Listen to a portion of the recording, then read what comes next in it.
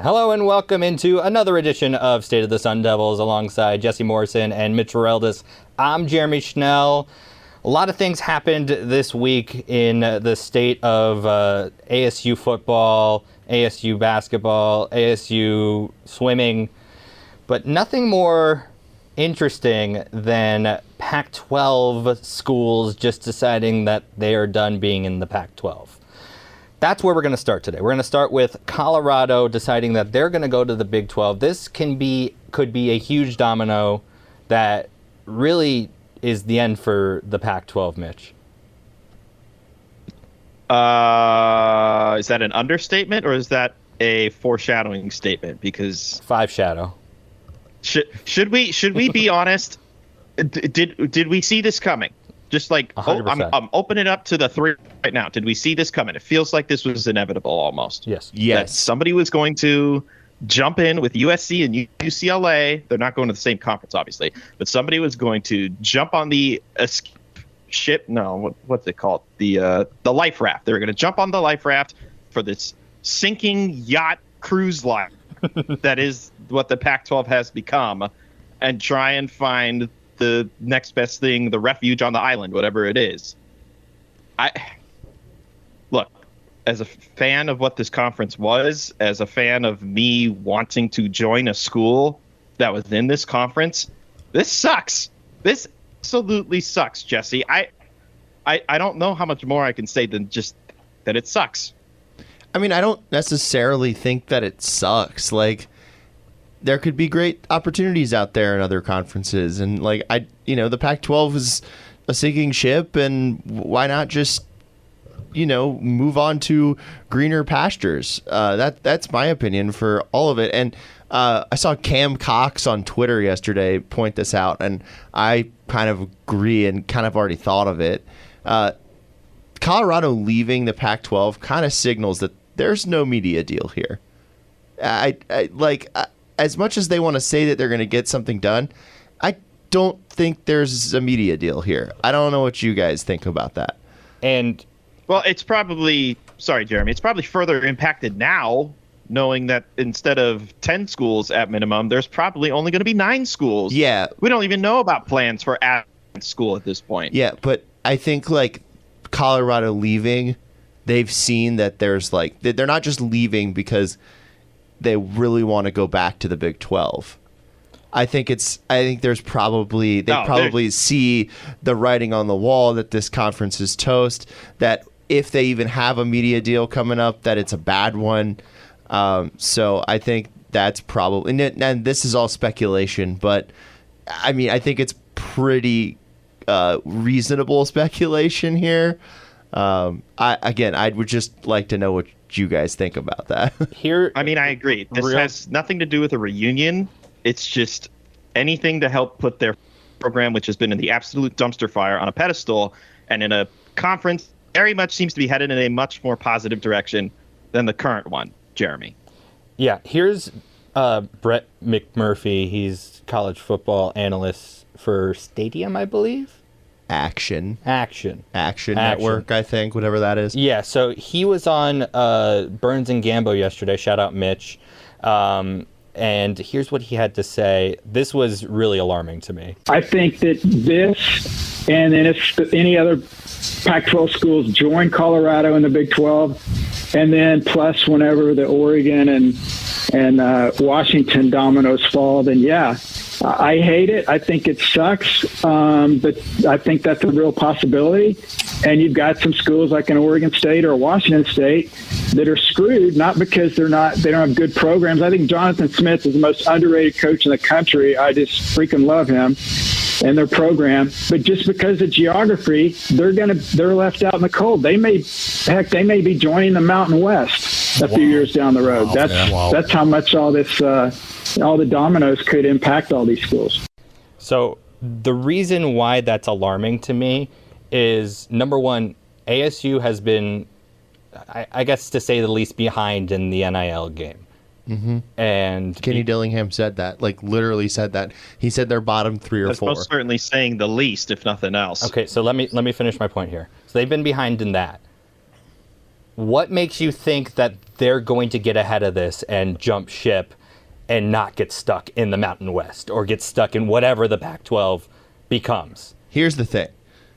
I think that, and please don't get super angry at me, Sun Devil fans, but I think that Arizona, because of what they have done in men's basketball over the last 30, 35 years and what they've done recently in women's basketball and some of the recruiting stuff they've done in football recently, and then they have a very, very good softball program that, you know, could replace in a way the outgoing What's the point? Oklahoma. What's the point? Get to the point. Just let me get to the point. You know, they have that could replace the outgoing Oklahoma softball program, which will be headed to the SEC. So I think that U of A is a really attractive draw for the Big 12.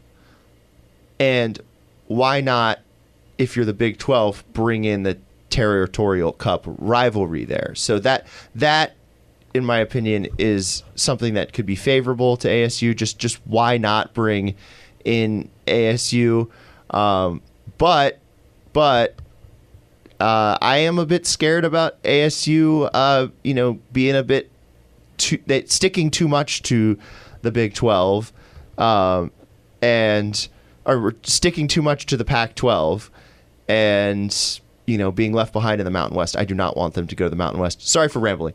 I know the Territorial Cup is like the biggest or the longest standing rivalry in college sports. I get that. The longest trophy or something like that. I don't think anybody outside of this neck of the woods cares about it. I don't think that if you're the Big 12 and you bring in if you bring in Arizona, you have to bring in ASU. It's not going to get you that much more ratings that it really moves the needle for you.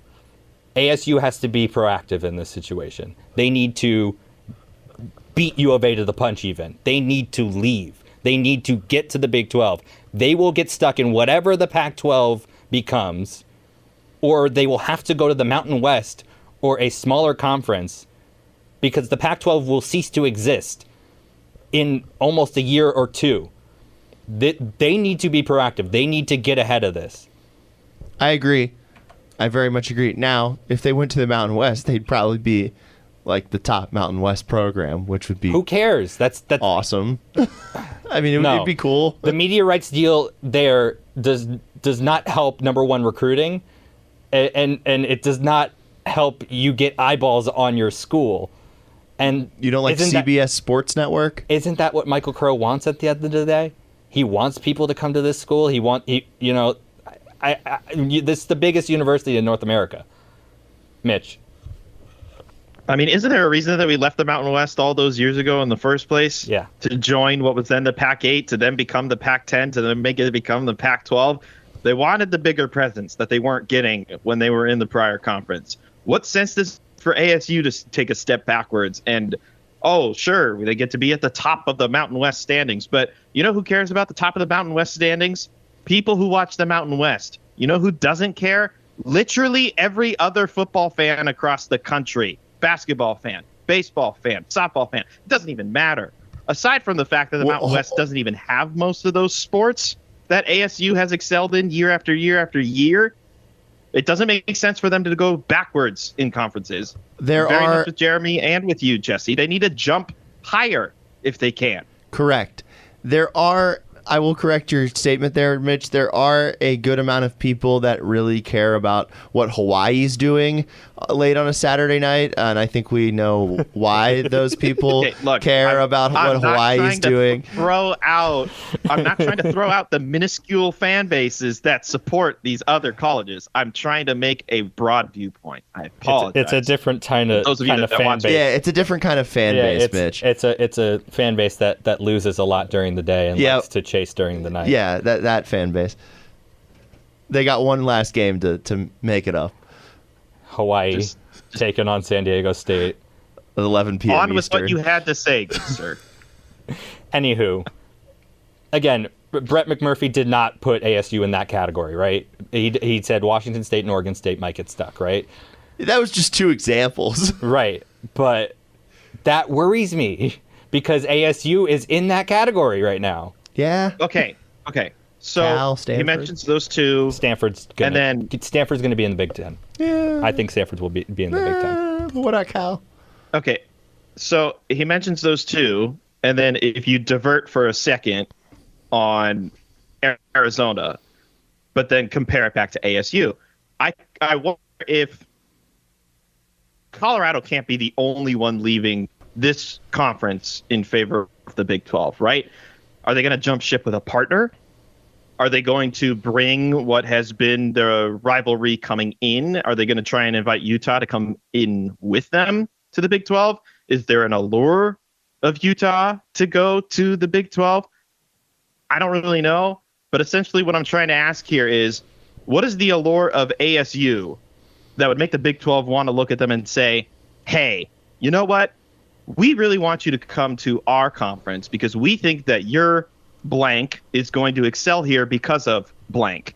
Whereas I think about, Washington and Oregon, they've had really good football and basketball programs the past few years. Even baseball and softball, those programs have been really good for them. Arizona, it's obvious. They have basketball. And what has the Big 12 been known for the past few years? Their basketball acumen. And I would think that if you're ASU and you don't necessarily have the elevated level status of your top two programs, you're in a bit of trouble if you're trying to convince other conferences to come and save you. Here's what ASU has, and they can just fall back on this. They can just do the sleeping giant argument again. We're a sleeping giant. We can. No. We've got this great location and We're the big biggest school university in North America. And yeah, they could use all of those points to make their argument, but it's not a strong one. But it's not Mitch. making them money. It's just not I don't a think it's strong making one, them any Mitch. money. It's not a strong one. You're right. This is what I'm saying. This is what I'm saying. U of A is really attractive. ASU, not so much. And that's going to be a tough pill to swallow for a lot of people, but I'm just stating the facts. So we're worried is the biggest takeaway from this conversation, but not worried enough to not talk about ASU football. Yeah, football. Whoa. Football. we have another season of Pac-12 football, Pac-12 After Dark, all that good, fun stuff. All that jazz. Yep, all that jazz. And we're not talking about Utah. We're not talking. I always like to bring up Utah. I love that program, even though I love what they stand for. Mitch got my joke. Anyway, We're not talking about Chisholm either. No Jazz Chisholm and no Utah Jazz on this channel. Oh, I got it. yeah, Man, we're not talking Kelly Olynyk. he's still in the Jazz. Last time I checked. Anyway, ASU Media Day this week. Jesse, you were there on Monday. I just want to get your initial thoughts of your takeaways on what you saw there.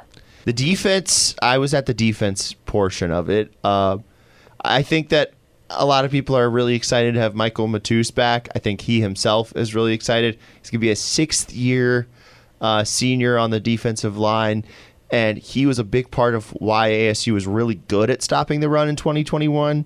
They were awful at stopping the run in 2022. Hopefully him being back from his torn ACL that cost him the entire season last year will help them in the run game. It was crazy to hear him talk. He said he's had 6 defensive coordinators in his time at ASU, and he has been here for 6 seasons. So Jeez. that was crazy to hear. Jordan Clark does not watch NFL Live. So that he does not watch his dad on NFL Live. He said that they have those arguments over the phone, which was funny. Good for him. Good for him. Yeah. So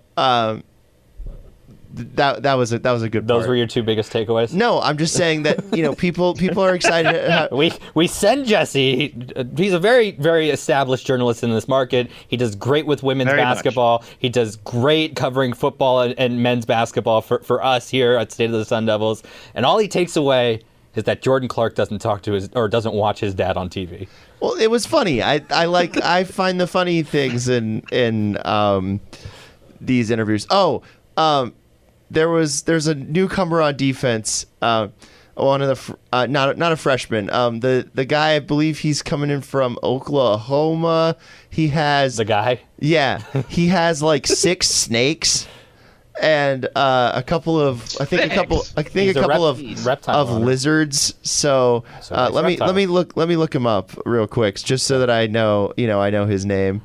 While you do that, I do want to get in. Sorry, there's a lot of newcomers, so like please bear with us here. I hope you get to do more newcomer reports. We'll have to see. There's going to be 50. There's 50 newcomers on this team, but I think there's a lot of guys that could help this team out that have come in, and they talked about that. Hopefully on the pass rush. And it's Clayton Smith. He's the one with all of the lizards and snakes and all that stuff. So that was kind of crazy to talk about, but he said he's working on getting I believe a viper. So that was just wild to hear. Apparently Cam Scatabo, the running back who transferred from Sacramento State, you were just at defense though. Yeah, but the defensive guys. I don't want to hear about offense. Well, they were talking about how he's a monster in the weight room. Like, dude's 5'10", 222, but like benches 350 or squats 350, something like that. Jeez. Do you want me to keep going? No, Jeremy? let me ask you a question though. Mitch, I don't know if you remember this from last year. Last year, ASU had 1 sack through the first 5 games of the season. I just want to know if you talk to any guys that can rush the passer. Oh yeah, BJ Green. I asked BJ Green if he's got a number for how many sacks he wants this year. He said he does, but he's going to keep it to himself right now. Okay, I like that. I like people that keep their goals more internal, and then I want to hear after the season how even if they got like 7 sacks and that their goal was to get 6, I want to hear it. I didn't meet my goal. Like I want to hear them say, like, I'm motivated because I didn't meet my goal, blah blah blah. Because I like football players that are motivated. I did my best, fam. Exactly. I put the goal on the whiteboard, but then I erased the whiteboard at the end of the season, so it's okay. Tie the bow on the defense, Mitch. What do you want to see from the defense this year? Well, to your point about them only having, 1 sack through the first 5 weeks, you said? Yes. I'm sure there's a lot of factors that went into that. I mean, they dismissed the head coach after 3 games. And they had Herm Edwards was very much... They had 1 sack, and it was against NAU, I think. Right. It was against the one team that they actually beat before Herm Edwards was released. You know what? No, relieved of his duties. It might have been against Oklahoma State. That was probably the best performance we saw from Emory Jones all season. I have one more thing on the defense before we move on. Deshaun Mallory, transfer from Michigan State. Any relation to Will, the tight end? I don't believe so, no. Okay. I think that he's going to help in stopping the run. He's got Big Ten experience. Good. It's all about stopping the run there. We haven't stopped the run since 2014. No, they did in 2021. They were very good. They were very good run defense in 2021, Jeremy. Shout out to all the Mallorys. But no, I think that stopping the run is more important than rushing the passer. I really do, because if a team can establish the run game, that will just demoralize you, and you've got to stop the run, and then worry about getting sacks, because I think you'll actually get a lot more sacks if the quarterback is forced to throw more. There's more chances for sacks. I mean, Jesse, to the point about trying to stop the run, I think we've been harping on that ever since we found out that they were going to completely reconstruct this defensive line. And we've talked about how the standout players on this defense all seem to be secondary players. And it's not going to matter, to your point, if they can't stop the rushing attack. And if they can stop the run, then maybe they'll do really good jobs on the passing attempts by the opposing offenses, because they have really good secondary players and they have really good zone coverage schemes. I imagine that is going to be worked into this defense. But that's where I have the most faith in the defense. Once they can stop the run, they'll force the pass. And then as a result, you have all of these great defensive backs that can really show how good of defensive backs they are. They didn't really get the chance to last year because they really struggled to stop the run. Yes, exactly. It'd be like great pass breakup, 40-yard run by a guy on Eastern Washington. Or Eastern Michigan. Yeah. Eastern Michigan. Eastern Washington. Eastern Michigan. Too. Same thing. He had 10 yards before They just going snuck into their that way game. into the schedule that year. That guy who had 10 yards going into that game had 200 all-purpose or 280 all-purpose yards. And It was a so bad upsetting. game. Very upsetting. The backup quarterback was in for Eastern Michigan. Do you remember that? It was the backup quarterback. Yeah, they kept switching in and out. Yeah. Mm-hmm. But, like, the guy that didn't start played the majority, like, more snaps than the guy that did. Because neither of them could throw. Didn't matter. ASU got gashed. So Kenny Dillingham spoke yesterday, right? And, you know, he's been talking a lot about the quarterback competition, obviously, because there are 3 quarterbacks who are in this competition. Jesse and I think there's just only one. Mitch, I don't know what you think. But in terms of what Kenny Dillingham said, we've heard him say that the quarterback will reveal himself, but we hadn't heard him say this. We have Drew, we have Trenton, we have Jaden, who are all going to compete for that spot. And when a leader emerges, we'll name a starter. And I think that's the thing about quarterback is everybody should know he's the quarterback. It shouldn't have to be me stating this is our quarterback. You would hope, right, that one person is clearly the guy. And when that person steps up, we'll name the starter. And then no matter what, we'll name the starter at least a week prior to the first game. That's what I wanted to point out. He said, no matter what, we will name the starter a week before the first game. I think what he said there, I've already seen who the quarterback is. Yeah. I mean, and like I said, it was only the spring game, but our good friend Jake Anderson, who is formerly on this show, he wrote right after the U of A game that Trenton Bourguet proved himself in that game and the different starts that he had last season that he should be the leader in the clubhouse to start this coming season. Yeah, I mean, he completed 71% of his passes. ASU fans, I think, probably are in the opinion that, you know, Drew Pine, he was at Notre Dame. He started for Notre Dame. Jaden Rashada, he's a 4-star recruit. But I think that, like, that doesn't matter because if the best quarterback is former walk-on Trenton Bourguet, the best quarterback is former walk-on Trenton Bourguet. Like, it doesn't matter where you start.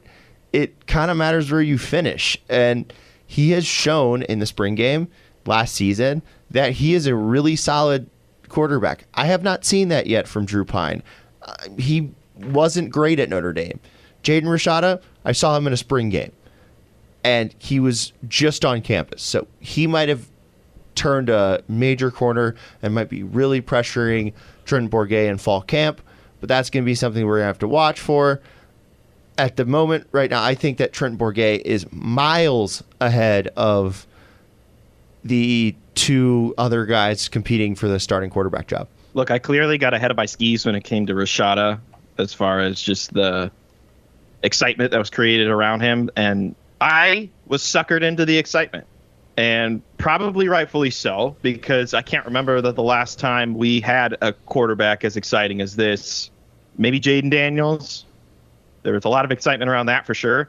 But excitement around a quarterback who had the fallout with the one university and then comes here, is a legacy kid.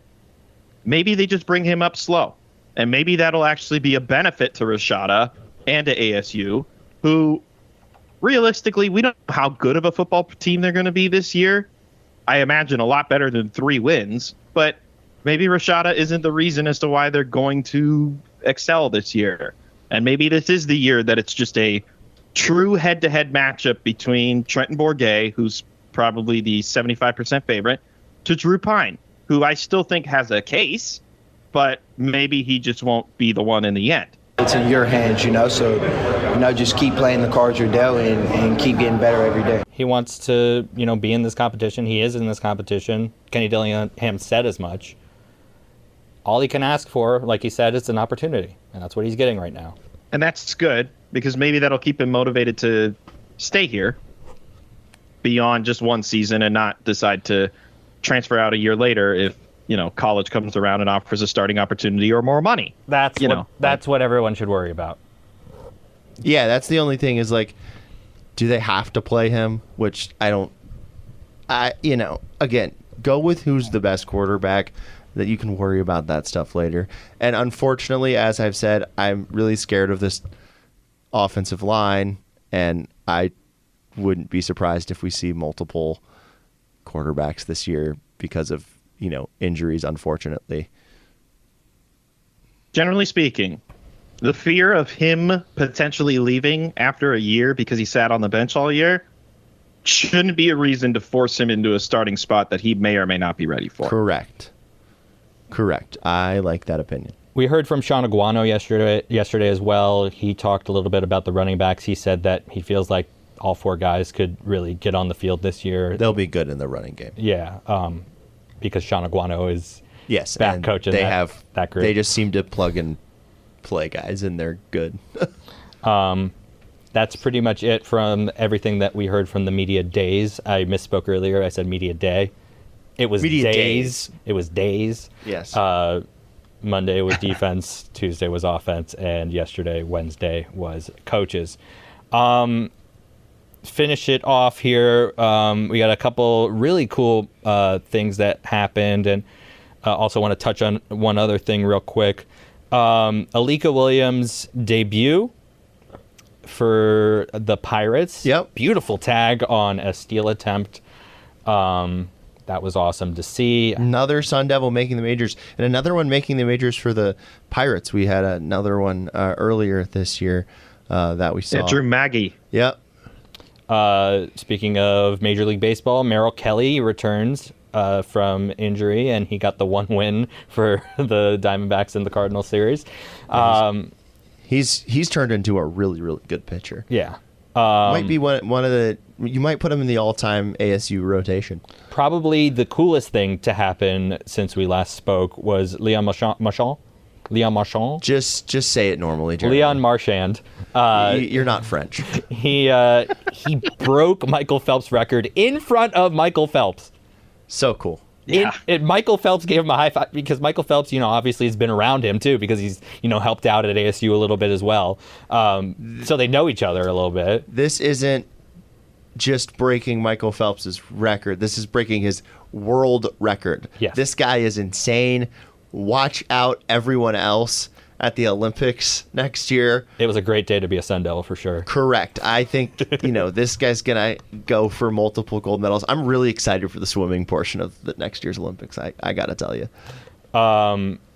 Kyle Soley, first Cardinals camp. He was there yesterday. I got some video of him. Should be fun to see him, what he can do, especially on special teams.